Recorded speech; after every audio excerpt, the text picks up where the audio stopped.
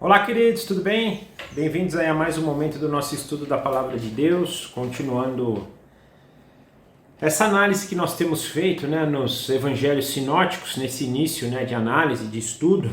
E hoje nós vamos olhar para o livro de Lucas, continuar no livro de Lucas, do capítulo 1, dos versículos 27 a 80, e também olhar um pouquinho a primeira passagem aí do livro de Marcos, do capítulo 1 ao capítulo 3. Passagem que a gente vai perceber que é o nascimento de João Batista. Então, os dois trechos dos evangelhos sinóticos que mostram essa passagem. Lembrando que vimos até aqui, um primeiro momento, aí o anúncio da vinda de João Batista como precursor daquele que anunciaria a vinda do Messias, e no segundo momento, o anúncio da vinda do próprio Messias, do Cristo, de Jesus, o Filho que viria por meio de Maria, concebido pelo Espírito Santo e que foi anunciado para ela. Então hoje nós vamos continuar agora falando do nascimento de João Batista. Mas antes vamos orar, pedir a orientação de Deus para que a gente possa aproveitar o máximo possível esse momento. Papai, obrigado por mais um dia, o Senhor nos capacitar a estarmos diante do Senhor, da Tua Palavra, o Senhor nos incentivar, o Senhor nos dirigir. E mais uma vez nos colocamos em humildade nas Tuas mãos, para que nós possamos usufruir de todo o ensinamento que o Senhor tem a nos mostrar e principalmente que isso transforme o nosso coração na imagem e semelhança do nosso Senhor Jesus Cristo.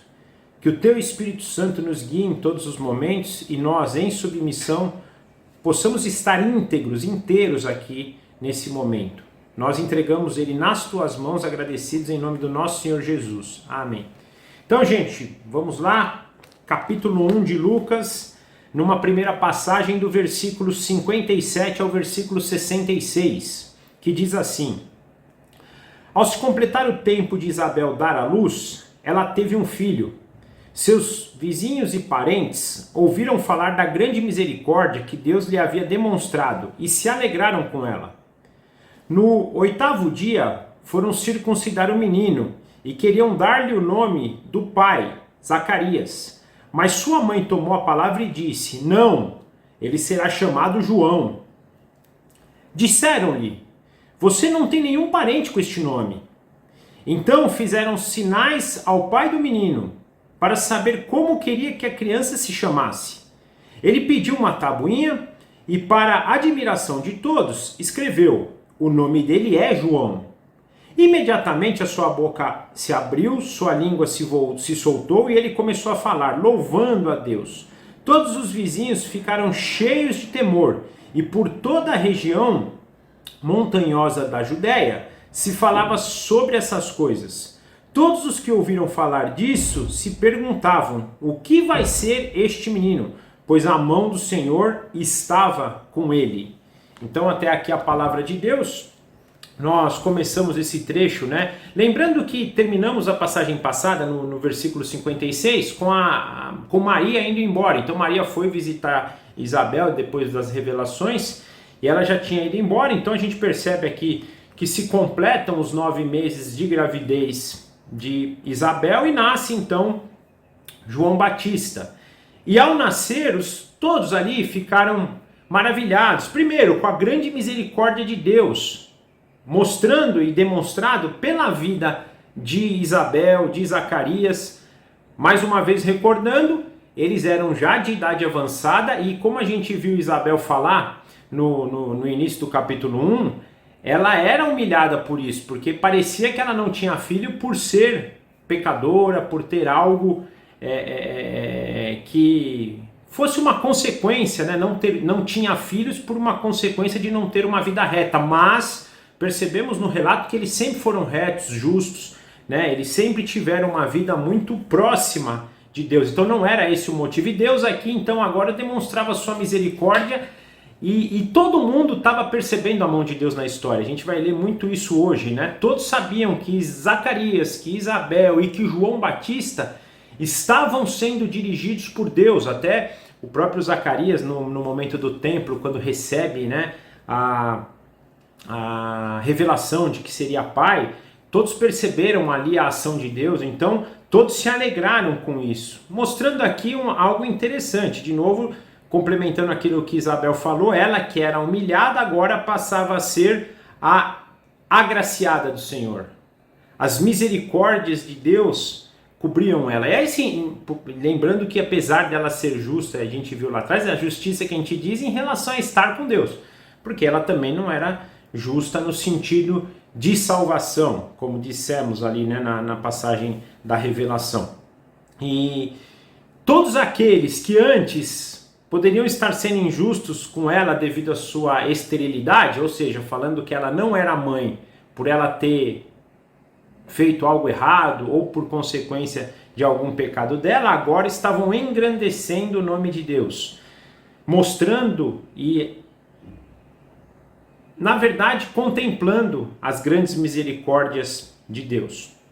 Depois, na sequência, versículo 59, nós percebemos que eles vão, então, conforme a tradição lá e a lei judaica, circuncidar o menino depois do 8º dia, né? Lembrando sempre que a circuncisão era um sinal da aliança de Deus com o seu povo, aliança dada lá para Abraão, né?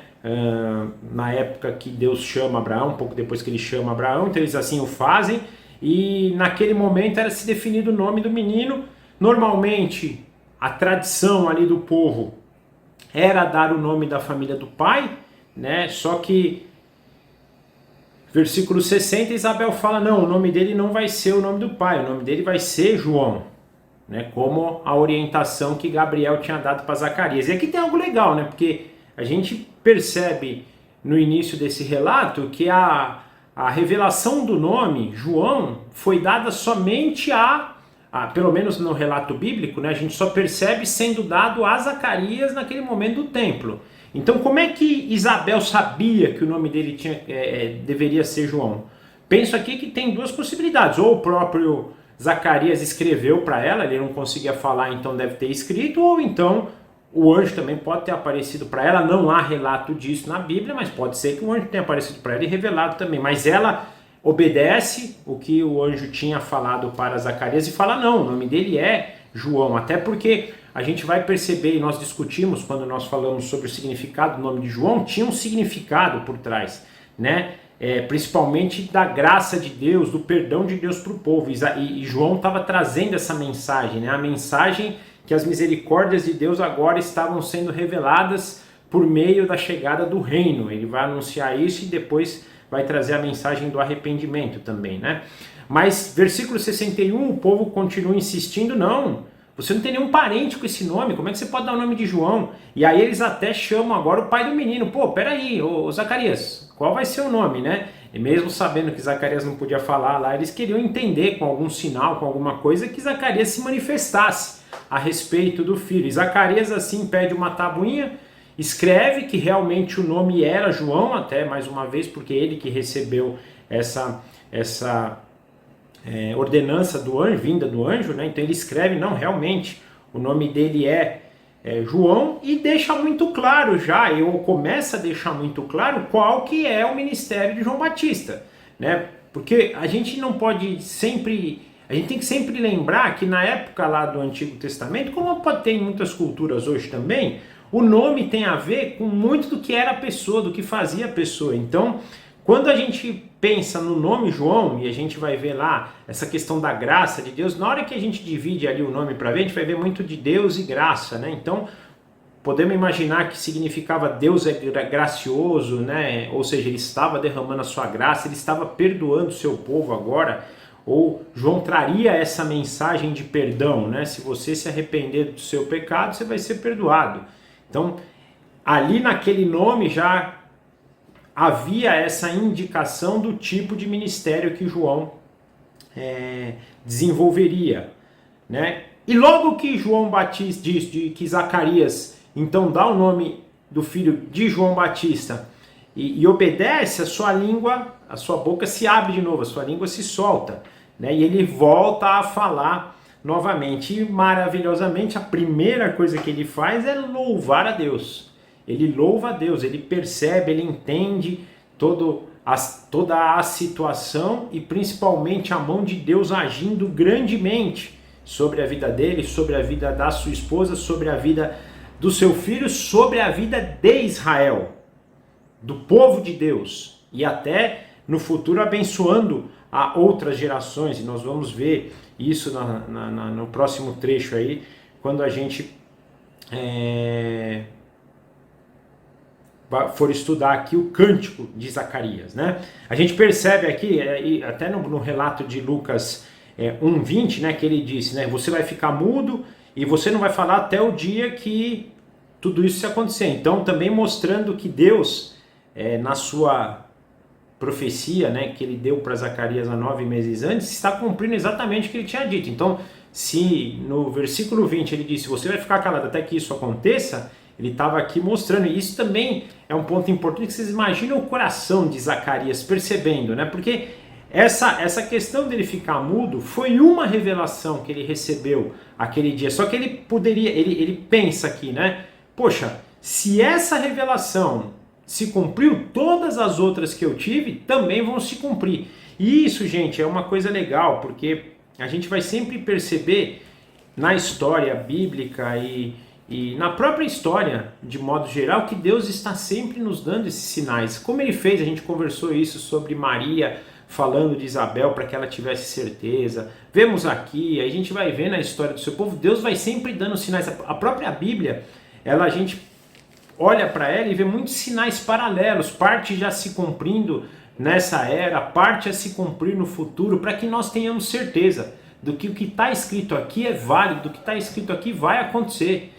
O que já aconteceu como prova viva e eficaz disso, e o que vai acontecer para a gente crer, e a gente acreditar, e estar alicerçado, né, sobre essa verdade. E era o que estava acontecendo aqui na vida de Zacarias, e ele percebe isso, aqui ele vai entrar agora, né, no momento profético, e ele vai profetizar sobre isso com uma certeza, com um coração cheio de verdade, porque o próprio Deus estava trazendo isso para ele.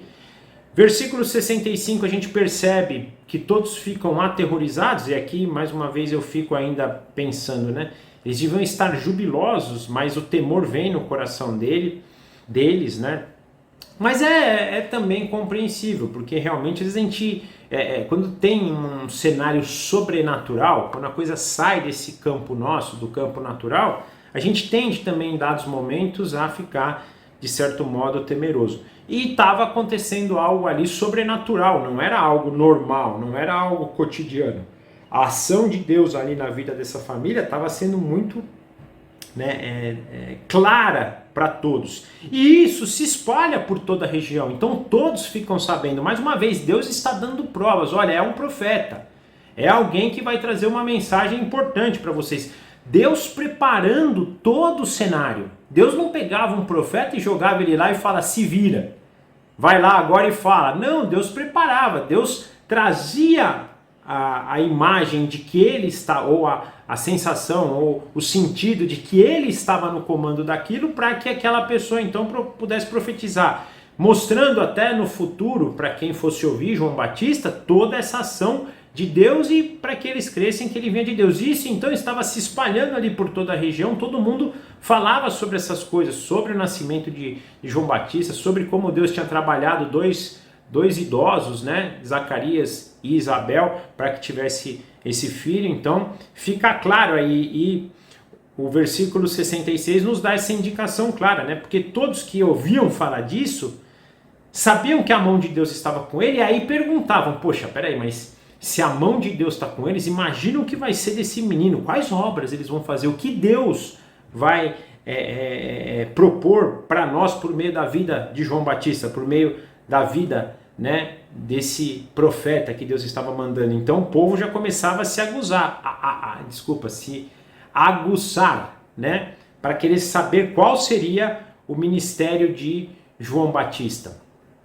Vai demorar um pouco ainda para acontecer, vão se passar aproximadamente 30 anos, mas já havia uma indicação que João traria algo importante para o povo de Israel. Continuando agora, do versículo 67 ao versículo 80, nós vemos assim: seu pai, Zacarias, foi cheio do Espírito Santo e profetizou: louvado seja o Senhor, o Deus de Israel, porque visitou e redimiu seu povo. Ele promoveu poderosa salvação para nós, na linhagem do seu servo Davi, como falara pelos seus santos profetas na antiguidade, salvando-nos dos nossos inimigos e da mão de todos os que nos odeiam, para mostrar sua misericórdia aos nossos antepassados e lembrar da sua santa aliança, o juramento que fez com nosso pai Abraão, resgatar-nos da mão dos nossos inimigos para os servirmos sem medo, em santidade e justiça, diante dele todos os dias dos nossos dias, né? Diante dele todos os nossos dias. E esse menino será chamado profeta do Altíssimo, pois irá diante do Senhor para lhe preparar o caminho, para dar a seu povo o conhecimento da salvação, mediante o perdão dos seus pecados, por causa das ternas misericórdias do nosso Deus, pelos quais do alto nos visitará o sol nascente, para brilhar sobre aqueles que estão vivendo nas trevas e na sombra da morte, e guiar nossos pés no caminho da paz. E o menino crescia e se fortalecia em espírito, e viveu no deserto até aparecer publicamente a Israel. Então, gente, diante de toda esse alvoroço, né, e da história se espalhar ali na região da Judéia, Zacarias recebe então uma mensagem profética. Nós percebemos, né, no versículo 67 que ele é cheio do Espírito Santo. Então aí ele profetiza, e ele vai profetizar. As nossas Bíblias aqui, ele fala cântico de Zacarias, né? Da mesma forma que a gente viu o cântico de Maria, ele vai fazer por meio deste cântico uma profecia, assim como Maria também. Se a gente olhar o cântico de Maria, também é uma profecia, né? E essa profecia, ela é maravilhosa, que assim como a de Maria, ela começa com muito júbilo. Eles são muito jubilosos, eles são muito humildes, muito gratos por tudo que o Senhor faz na história, mas principalmente por aquilo que estava por vir. Eles vão trazer muito esse conceito, como Maria trouxe, Zacarias vai aqui também, né, mostrar isso, principalmente dos versículos 68 a 75, a misericórdia, as misericórdias, a graça, a justiça, a fidelidade de Deus em derramar sobre seus filhos o perdão, derramar sobre os seus filhos todas as promessas, dar para os seus filhos todas as promessas que Deus fez desde a antiguidade, principalmente para os pais. Então, da mesma forma que Maria assim o fez, Zacarias está fazendo. Ele começa a profecia desse jeito. Então, se a gente olhar, por exemplo, no versículo 28, né, ele redimiu seu povo, ele visitou e redimiu seu povo.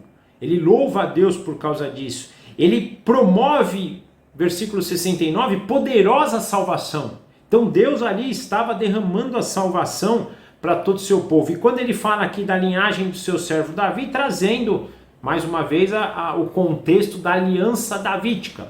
Aqui penso que ele está trazendo a mensagem do rei eterno. O filho dele seria um precursor, alguém que anunciaria e declararia a vinda do rei eterno prometido da descendência de Davi, né? E ele até traz essa aplicação que isso sempre foi dito pelos profetas do Antigo Testamento, aqueles homens que Deus escolheu para que pudesse revelar a verdade. Quando a gente estuda os profetas, e a gente precisa ter esse olhar, a gente vai ver muito disso. É impressionante como ali a gente vai perceber justiça, santidade, salvação e a vinda do Messias prometido, aquele que traria então toda essa restauração, e era o momento que eles estavam vivendo, né? Ele mostra no versículo 71 exatamente isso, né? Ele salva, era o momento ali de Deus salvar o povo dos seus inimigos, né? Da mão daqueles que odiavam, versículo 71, para mostrar suas misericórdias, lembrar das suas santas alianças, mostrando a fidelidade de Deus em cumprir tudo aquilo que tinha prometido já lá em Adão, passando por Noé, passando por Abraão, Isaac, Jacó, passando por Davi, passando pelo povo de Israel, e nós hoje já sabemos também, adiante dessa história, também nos prometeu a nós por meio da nova aliança. E aqui é aquele ponto que eu tenho batido, né? Se Deus tem cumprido todas as suas alianças, isso aqui é um alicerce para a gente crer na nova aliança, naquela que foi prometida por meio do sangue de Jesus Cristo. O reinado eterno junto com ele, mas principalmente essa restauração, essa comunhão, essa salvação, né, de nós com Deus novamente. Então, também para a gente é um ponto. E olha uma coisa interessante, ele chama aqui, né, o juramento que Deus fez, no versículo 73, a Abraão, né, mostrando, sabe aquela promessa que Deus fez a Abraão, principalmente do seu descendente, de que a sua descendência seria igual à areia do mar, que todas as nações da terra seriam abençoadas por meio da sua descendência, que eu te darei uma terra, né, uma bênção. Então todas essas promessas, esses juramentos que Deus fez a Abraão, juramento inclusive que a gente percebe lá no capítulo 15 de Gênesis, nós estudamos isso quando Deus pede para Abraão,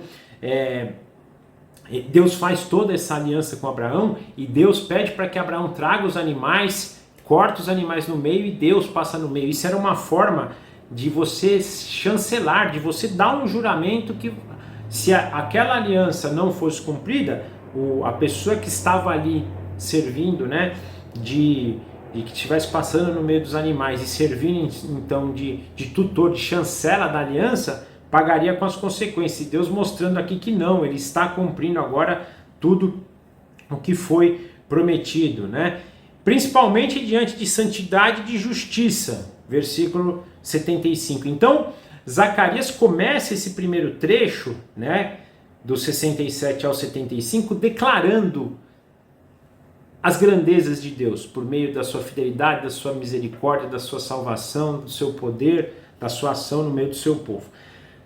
Aí ele continua ainda no seu cântico, do versículo 76 ao versículo 79, agora ele vai falar, ele continua falando então de João Batista agora. Então, ele falou no primeiro momento de Deus, agora vai falar sobre o ministério de João Batista. E aqui eu acho interessante que, como a gente já também falou anteriormente, que Deus não faz nada sem antes se revelar para os seus profetas, né? Por meio de seus profetas. A gente percebe isso em Amós, capítulo 3, versículo 7, né, que diz assim: certamente o Senhor soberano não faz coisa alguma sem revelar o seu plano aos seus servos, os profetas. Ou seja, Deus está revelando aqui o ministério de João Batista antes de acontecer lá para o seu pai, para que ele pudesse revelar para o povo, para que o povo tivesse certeza, porque quando viesse, soubesse. E também o próprio João Batista, e essa história também vai chancelar a própria vinda de Cristo. Ou seja, Deus está se revelando antes, está contando o seu plano antes que aconteça,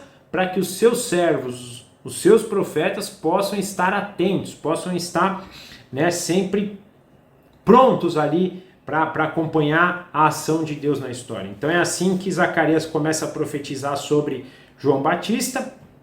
Então nós percebemos aqui, né, no versículo 76 que o menino então era um profeta que viria da parte de Deus. Ele usa o termo aqui, né, será chamado um profeta do Altíssimo, irá adiante do Senhor para lhe preparar o caminho. Então, se alguém tem dúvida que Jesus é Deus, essa passagem aqui nos mostra que Jesus é o próprio Senhor, né? Porque João Batista vai preparar o caminho então para a vinda de Cristo, e essa passagem nos diz que ele era o Senhor. Para quê?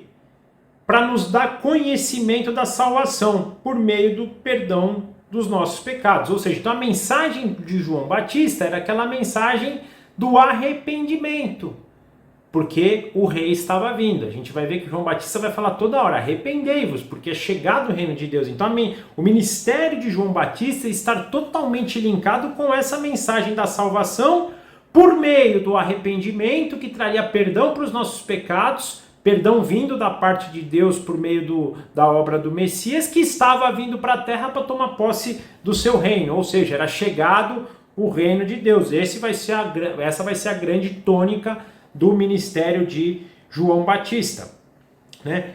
Ministério que vai anunciar a vinda da luz ao mundo, né? Lucas não foca nisso, mas a gente viu no estudo de João, e ele usa aqui o termo, né? Porque Deus, por causa das suas, versículo 78, por causa das suas ternas misericórdias, ele nos visitará por meio do sol nascente, do Jesus Cristo, a luz do mundo vindo para o mundo. A luz que traz claridade às trevas, ou seja, o mundo que jaz no maligno, que vive em trevas, vai ser habitado pelo próprio Deus, que vai trazer luz para o mundo, que vai guiar os nossos caminhos pelo caminho da paz. Ou seja, João Batista anunciaria tudo isso, né? Profetizaria, prepararia o caminho e nos mostraria toda essa salvação. Nos que eu digo, porque a gente está também se incluindo, mas para aquele povo na época, e hoje nós também tomamos posse dessa mensagem de João Batista. Então, percebemos nessa passagem que Zacarias então profetiza para aquele povo que estava, né, por meio de temor, por meio de conversa, por meio de tudo, comentando o assunto.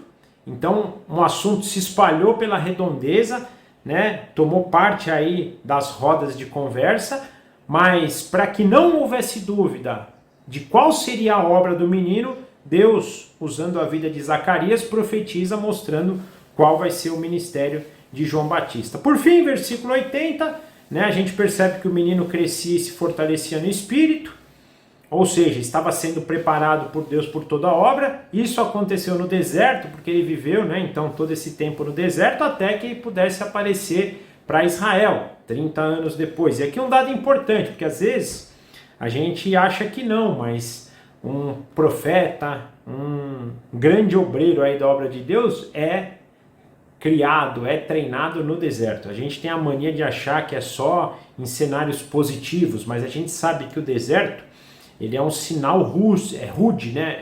Desculpa, o deserto é um local rude, é um local, né, adverso, muito calor de dia, muito frio à noite, pouca comida, pouca água, então não é um lugar agradável de se viver. E essa pessoa aqui, o João Batista, um profeta de Deus, que conforme Jesus disse, dos nascidos de homem e mulher, é o que mais chegou perto da imagem e semelhança de Jesus, cresceu no deserto, viveu por todas essas situações adversas. A gente pode até pensar em várias possibilidades de deserto, não necessariamente um lugar físico, às vezes um sofrimento, às vezes algo que contraria a nossa vontade, né? Podem ser desertos na nossa vida, e a gente tem que, como João Batista, que cresceu e se fortaleceu no Espírito, usar essas ocasiões, né? Eu estou usando isso só forçando uma aplicação aqui para trazer em mente, né? Porque aqui fala exatamente do histórico de João Batista. Mas é uma lição importante para a gente, porque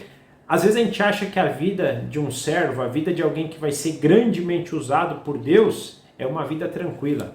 Mas nós vamos perceber pela vida de João Batista e até como ela termina, que às vezes não.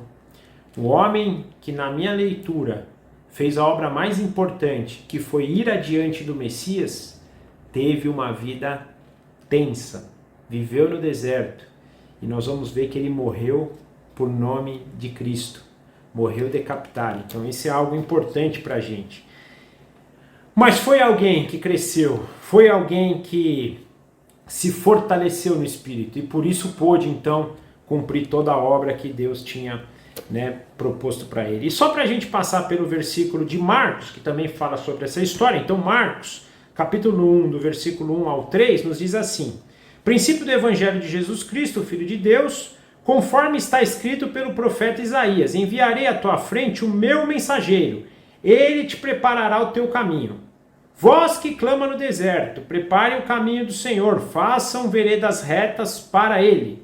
Então Marcos, diferente não, mas complementando, né, o que Lucas estava dizendo, também faz um relato muito breve de João Batista, por isso que a gente investiu mais tempo em Lucas, né? Porque Lucas ele é mais detalhista, ele conta os detalhes do nascimento, da profecia da vinda de João Batista. Marcos já é direto, fala 3 versículos, mas mostrando que o João Batista era aquele que tinha sido prometido lá no Antigo Testamento. E aqui ele traz o texto de Isaías para mostrar, né, que era aquele que Deus enviaria antes do Messias, mais uma vez cravando que uma profecia estava se cumprindo, mais uma vez mostrando para o povo: eu não faço nada sem antes avisar vocês, sem antes mandar um profeta para profetizar para vocês. Então Deus está cumprindo aqui tudo aquilo que ele tinha dito por meio dos seus santos profetas, e aqui no caso de Marcos, a mensagem que ele trouxe por Isaías para o povo. Então Marcos também anuncia, né, a chegada de João Batista, linkando João Batista